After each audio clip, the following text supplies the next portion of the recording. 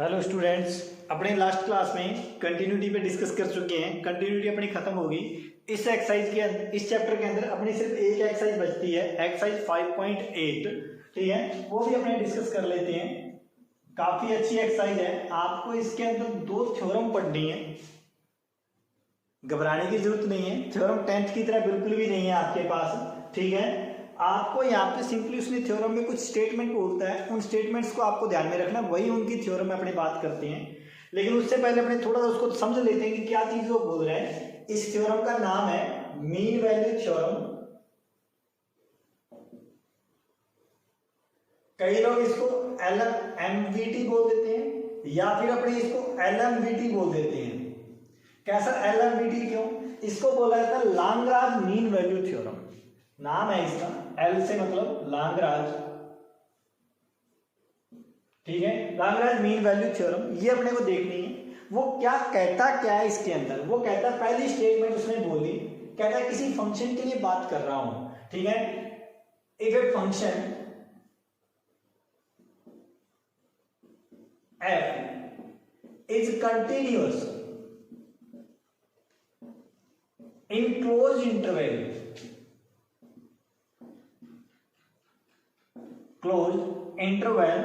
a comma b। ध्यान रखना, कोई fx की बात कर रहा है, वो कोई फंक्शन हमारे पास f, ठीक है, वो कहता है कंटिन्यूस होना चाहिए in close interval a comma b। पहली बात तो आपको ये कंडीशन पूरी लागू होनी चाहिए। अगर वो कंटिन्यूस है इस इंटरवल के अंदर तो आगे चलते हैं। A function f is differentiable in open interval a comma b। यहां का मतलब है कि a और b इंक्लूडेड है। अगर आप कोई भी x चूज करते हो, यहां का मतलब है a और b एक्सक्लूडेड है, a comma। कैसा ये चीज रहेगी ओपन इंटरवल के लिए। अगर वो फंक्शन कोई भी अपने फंक्शन देता है, पहली कंडीशन अपनी होनी चाहिए कंटिन्यूटी की। कैसे फंक्शन कंटिन्यूअस हो क्लोज इंटरवल के अंदर, फंक्शन डिफरेंशिएबल हो ओपन इंटरवल के अंदर।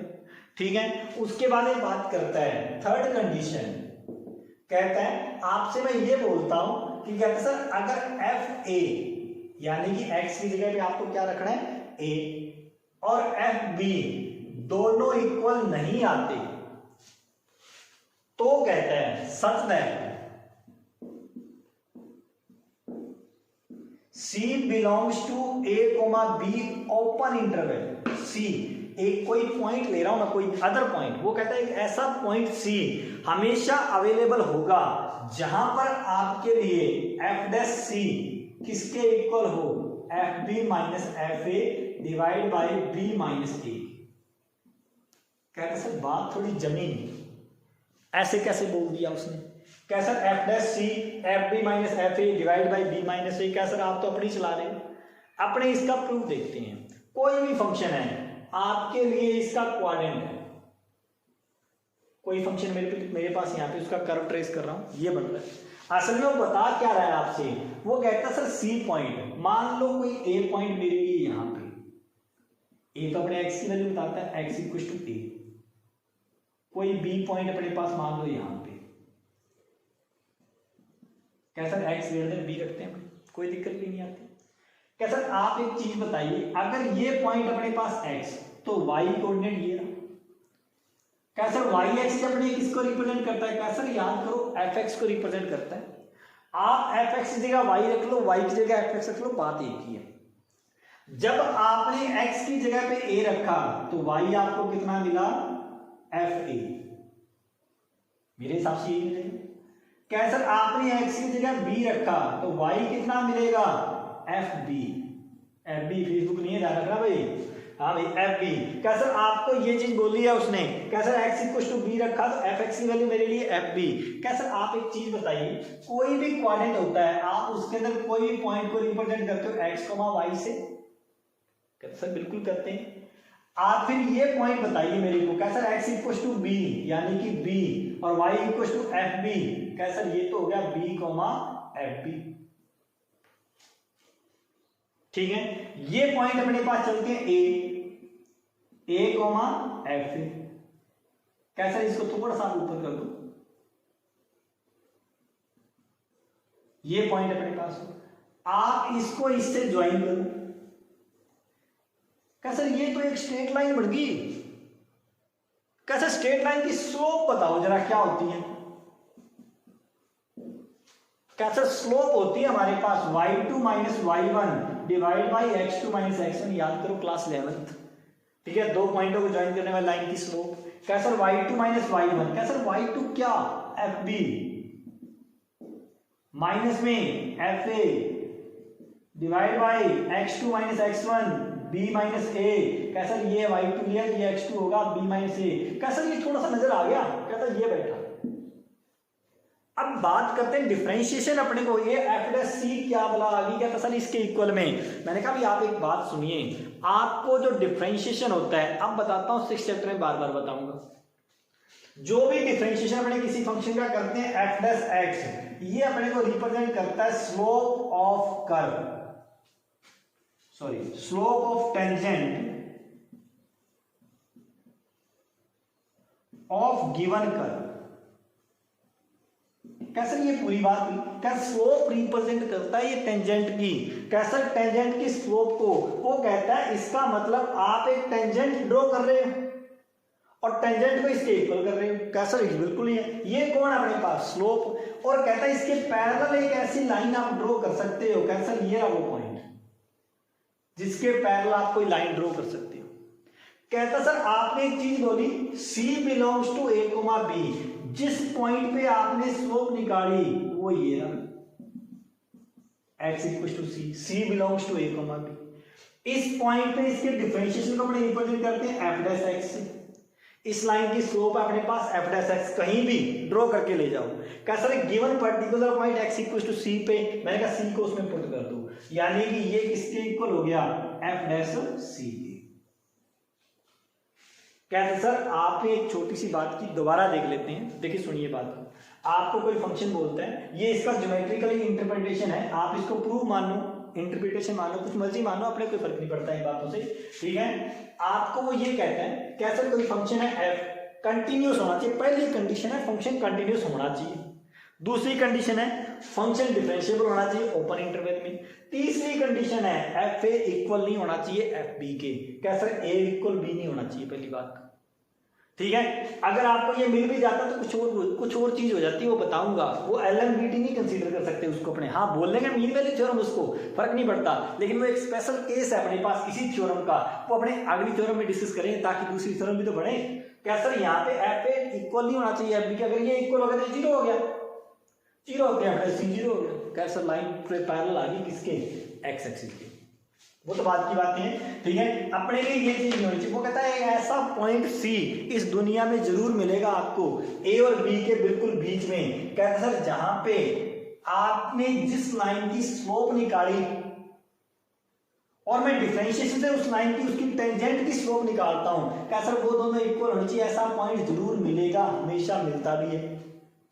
क्या सर कोई भी आप क्वेश्चन ये बोला है, क्या सर अगर आप इस लाइन की स्लोप निकालते हो ए कोमा बी को ज्वाइन करते हुए, तो आपको ए से बी के बीच में ऐसा पॉइंट जरूर मिलेगा जहां पे उसको पॉइंट को ज्वाइन करने वाले लाइन के पैरेलल अपने एक टेंजेंट ड्रॉ कर सकते हैं। ये इसके मेन स्टेटमेंट है, ज्योमेट्रिकली इंटरप्रिटेशन अपने को ये बोलता है। मैंने यहां से उस लाइन की स्लोप निकाली और डिफरेंशिएशन का यूज करते हैं, क्योंकि डिफरेंशिएशन अपने क्या बताता है, स्लोप ऑफ टेंजेंट बताता है, ध्यान रखना, ठीक है। आपको कर्व की कोई भी टेंजेंट की स्लोप बताएगा, डिफरेंशिएशन एफ डैश एक्स, क्या सर मैंने इसको पुट किया यहाँ पे डिफरेंशिएशन को, इसके इक्वल किया, अपने को आंसर मिला F B minus F A B minus A equal to F dash C. देखिए यहां तक तो अपने बात हुई, लेकिन क्वेश्चन में अपने को इतनी बातें नहीं करनी होती, ठीक है। क्वेश्चन अपने को सिंपली वेरीफाई करके देना होता है। क्या सर आप मेरे को सिर्फ वेरीफाई करके दीजिए कि फंक्शन अपने पास कंटिन्यूअस है, डिफरेंशिएबल है, तो मेरे को आप एलएनबीटी का वेरिफिकेशन करके दीजिए कि वेरीफाई है या नहीं है, वास्तव में सी पॉइंट ऐसा मिल रहा है या नहीं मिल रहा, अपने को सी पॉइंट ढूंढ के देना है उसको, अपने लिए सिर्फ इतना ही काम है। ये बात मेरे को लगता है आपको समझ में आई होगी, ठीक है।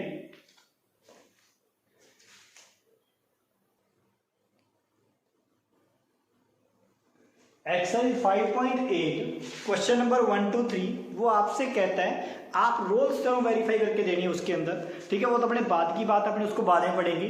आपसे मैंने पहले पढ़वाया LMVT, ठीक है, mean value theorem. Question number 4 कहता है verify mean value theorem if fx equal to x square minus 4x minus 3 in interval a, b, a equal to 1 and b equal to 4। क्या सर आपने इसको बस a, b लिख दिया, ठीक है, और कुछ नहीं है। अपने 1, 4 में इसको इंटरवल में चेक करके बताना है। पहली बात आप थोड़ा सा ध्यान दीजिए, आपको कुछ बातें याद होनी चाहिए। कैसे इस क्वेश्चन को देखने के लिए अपने छोटी छोटी बातें रिमाइंड रखते हैं, दिमाग में रखते छोटी छोटी बातें, ठीक है। आपने देखा पॉलिनोमियल फंक्शन, पॉलिनोमियल फंक्शन मतलब x square, x cube, x की पावर 4, एक्स की पावर 5, ये सारे सारे फंक्शन क्या है अपने पास पॉलिनोमियल। कहते सर आपने देखा एक्सपोनेंशियल फंक्शन,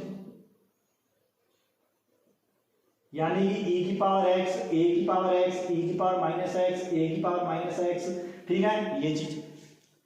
आपने देखा ट्रिग्नोमेट्री में साइन x, कोस x, ठीक है। आपने देखा अलजेब्रिक में मोड x, मॉडुलस वाले फंक्शन सारे, ठीक है। उसके बाद में आपने ये चीज पढ़ी थी, क्या नाम लेते हैं अपने इसका, एक्सपोनेंशियल हो गया, e की पावर x हो गया, साइन x, कोस x, मोड x, ठीक है। इतने फंक्शन अपने पास हमेशा कंटिन्यूअस होते ही होते हैं। कभी Rolle theorem, mean value theorem अपने जब भी चेक करनी हो, अपने इनको प्रूव नहीं करते, हमें डायरेक्ट लिखते हैं इनका नाम, given function is polynomial function then function is continuous in close interval, कहानी खत्म। कहता सर फिर आगे चलते हैं, जो पॉलिनोमियल फंक्शन होता है,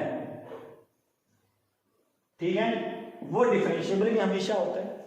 उसके बाद में एक्सपोनेंशियल फंक्शन डिफरेंशिएबल होता है, कोई दिक्कत नहीं, ठीक है। Sine x, cos x differentiable होगा, लेकिन मोड एक्स डिफरेंशिएबल नहीं होगा।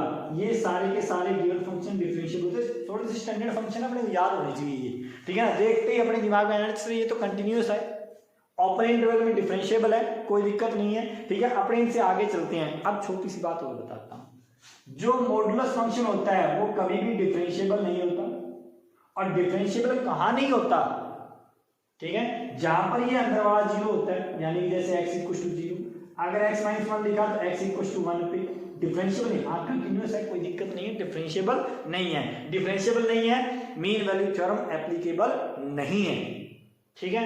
उसके बाद में आप चलते, फेमस क्वेश्चन है अपने पास ग्रेटेस्ट इंटीजर। ग्रेटेस्ट इंटीजर आपको याद हो, आपने छोटी छोटी सीढ़ियां सी बनाई थी इसके ग्राफ के अंदर, ठीक है। ये तो कंटिन्यूअस ही नहीं है सर, और जो कंटिन्यूअस नहीं होता वो डिफरेंशिएबल भी नहीं होता। कैसे ये कंटिन्यूअस ही नहीं है, अगर कंटिन्यूअस ही नहीं है, ठीक है, तो अपने लिए यहाँ पे Rolle theorem, mean value theorem कोई भी एप्लीकेबल नहीं हो सकती। इन बातों का आप ध्यान रखते हुए क्वेश्चन को देखना है। अगर इनसे अलावा क्वेश्चन आते हैं तो फिर अपने को पहले कंटिन्यूटी चेक करनी पड़ेगी, डिफरेंशिएबिलिटी चेक करनी पड़ेगी।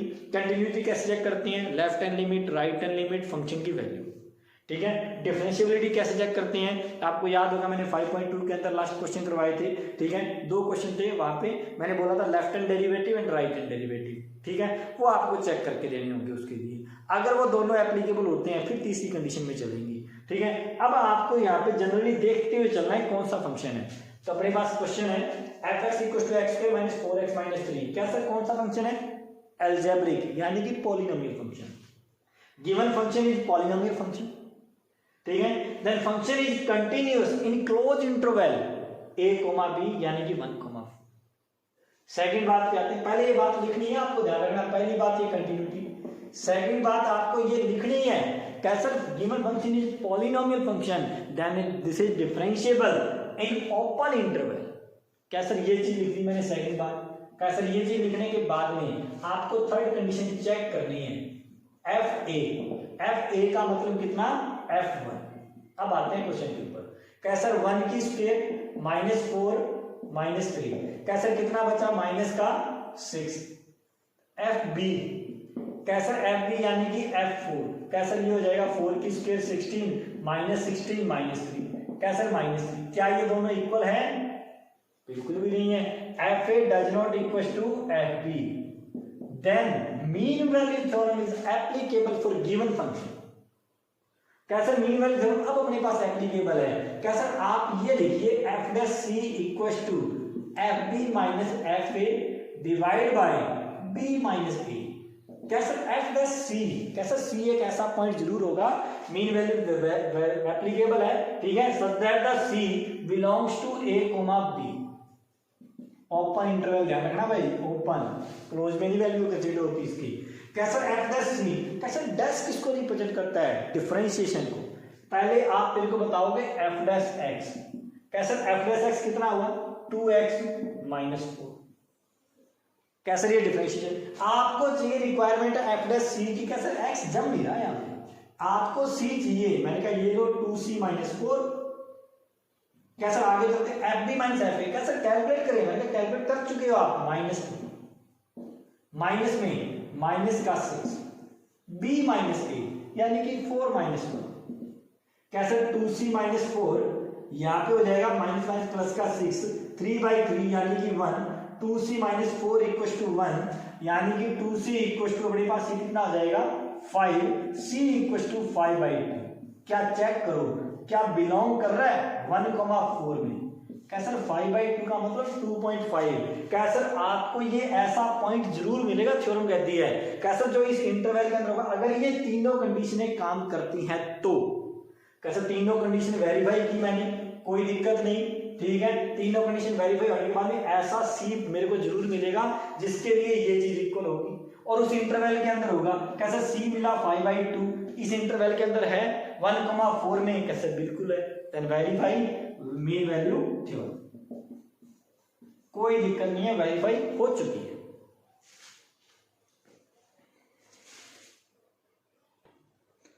क्वेश्चन नंबर 5 वो आपसे कहता है f x equal to x cube minus 5x square minus 3x। Interval वही है, ठीक है, अपने पास a कोमा b, a की जगह 1, b की जगह सिर्फ चेंज किया, उसने 3 दिया अपने को, बाकी कुछ नहीं दिया। वो कहता है वेरीफाई करके दीजिए कौन सा फंक्शन है। पहले तो ये देखो पॉलिनोमियल, पॉलिनोमियल फंक्शन अपने पास कंटिन्यूअस भी होता है और डिफरेंशिएबल भी होता है, कोई दिक्कत नहीं। पहली और दूसरी कंडीशन दोनों वेरीफाई होगी, डायरेक्ट लिखना उसको, तो और कुछ नहीं करना। एफ ए कैलकुलेट करते हैं यानी कि f1 कैसर 1 की क्यूब, यहाँ पे हो जाएगा 5 इंटू 1 की स्क्वायर माइनस का 3 इंटू 1। कैंसर ये अपने पास कितना बचेगा माइनस का 8 प्लस का 1 यानी कि माइनस का 7। एफ बी यानी कि 3, यहाँ पे हो गया 27। कैंसर माइनस का 5 इंटू 3 की स्क्वायर 9, 45। कहता सर ये माइनस का 3 इंटू 3 माइनस का 9। क्या सर ये कितना बचा, अपने इसको इसमें माइनस करते हैं, 27 माइनस का 9, पीछे बचा कितना हमारे पास 18, 45, 25, ठीक है, 27 माइनस का। क्या सर ये चीज बची है अपने पास, क्या सर ये माइनस का 27 और ये दोनों आपस में इक्वल नहीं है, देन सी एक ऐसा पॉइंट होगा जो इस इंटरवल के अंदर होना चाहिए। कैसे एफ डैश सी, कैसे पहले एफ डैश एक्स बताओ, मैंने कहा एफ डैश एक्स पहले कैलकुलेट कर लेते हैं। कैसे एफ डैश एक्स आपको मिलेगा 3x स्क्वायर माइनस का 10x माइनस का 3। कैसे ये चीज मिली मेरे को, ठीक है। सी की x की जगह पे आप c रखोगे, कैसे 3c स्क्वायर माइनस का 10c माइनस का 3। कैसे यहाँ पे कैलकुलेट कर लेते हैं। इसके बाद आपको आगे वो बता रहे हैं कैंसर यहाँ पे आप रखोगे f B minus F a यानी कि माइनस का 27 माइनस का 7, बी माइनस ए 3 माइनस का 1। कैसे ये हो जाएगा 3c स्क्वायर माइनस का 10c माइनस 3, ये बचा माइनस का 20 डिवाइड बाई 2 यानी कि माइनस का 10। कैसे इसको इधर मल्टीप्लाई करके ऐड करके इधर ले आओ, ये प्लस का 10 इधर हो जाएगा, 7 बचेगा। 3c स्क्वायर माइनस का 10c प्लस का 7 इक्वल टू 0। कैंसर इसको इससे मल्टीप्लाई कर दो, कैंसर फैक्टर भी यही बनेंगे इसके, माइनस का 7c माइनस का 3c प्लस का 7 इक्वल टू 0। c कॉमन ले लो, 3c माइनस का 7, फिर अपने यहाँ पे क्या कॉमन आएगा माइनस का 1, 3c माइनस का 7 इक्वल टू 0, ठीक है। c माइनस 1 और 3c माइनस का 7 equal to 0, c equal to 1 और c इक्वल टू 7/3। अब बात करते हैं आपसे, कैसे c इक्वल टू 1, आपने बोला c बिलोंग्स करना चाहिए ओपन इंटरवल में। क्या ये ओपन इंटरवल में हो सकता है c? क्या सर 1,3 में इसको 1 है, क्लोज इंटरवल में हो सकता है, ओपन में नहीं हो सकता। इस पॉइंट के लिए मीन वैल्यू थ्योरम एप्लीकेबल नहीं है। आगे चलते हैं इस पॉइंट के लिए 7/3 क्या सर 3 2 जा 2 पॉइंट समथिंग कहता 1,3 में होना चाहिए कि नहीं होना चाहिए, 2 पॉइंट समथिंग कहता सर इसके अंदर होगा, कोई दिक्कत नहीं है। क्या सर मीन वैल्यू थ्योरम सिर्फ c = 7/3 के लिए एप्लीकेबल है, ना कि c = 1 के लिए, इसके लिए एप्लीकेबल नहीं है, इसके लिए एप्लीकेबल होगी। ये अपने इस क्वेश्चन का फाइनल आंसर। अपने यहाँ पे मीन वैल्यू थ्योरम को रोकते हैं, ठीक है। नेक्स्ट क्लास में हम डिस्कस करेंगे रोल्स थ्योरम, बिल्कुल इसके जैसी सी थ्योरम है, कोई ज्यादा फर्क नहीं है। आप इसको थोड़ा ढंग से रिवाइज कर लेना, 1-2 बार इस वीडियो को देख लेना, क्योंकि ये थोड़ी अजीब सी लगती है एक बार बच्चों को जब करवाते हैं। आप इसको दोबारा जरूर देखें, ठीक है। Thank you.